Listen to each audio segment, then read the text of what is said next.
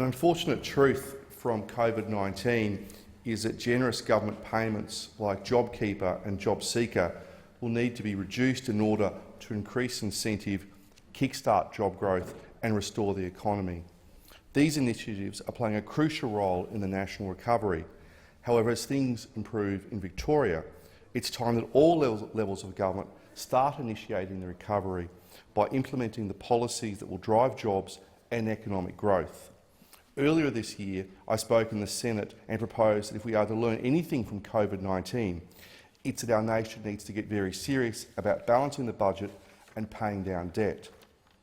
In light of that, I called for the government and all governments to focus our regulatory reform agenda to focus on cutting red and green tape that burdens so many of these hard-working mum and dad businesses.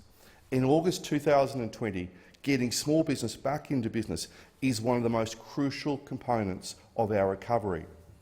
It is immensely clear that the private sector has borne the brunt of the economic shortfall arising from COVID-19. The ABS reports that over 230,000 small businesses are expected to close, which will result in approximately 500,000 permanent jobs removed out of the economy.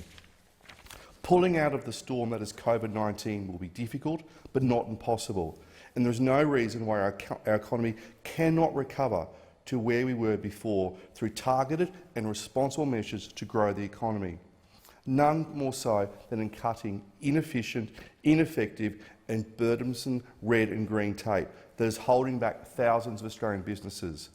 The first step to cutting red tape is to audit every department at a state, local or whatever level, to identify the number of regulatory burdens and, most importantly, the extent of their effect on Australian businesses.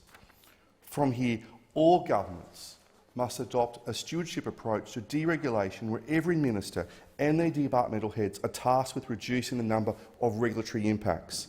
The success of this plan relies on putting the responsibility on the top of the departments. By doing so, governments can begin to remove the most deep-rooted and re-emerging re-regulation and not just the low-hanging, easy-to-cut fruit.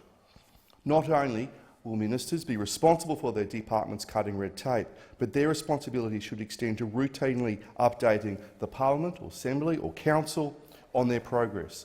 This will ensure that the deregulation agenda becomes the new business as usual. By returning and ensuring the focus to cutting red tape will not only reduce inefficient and ineffective regulation, it will ensure that government gets out of the way of Australian business.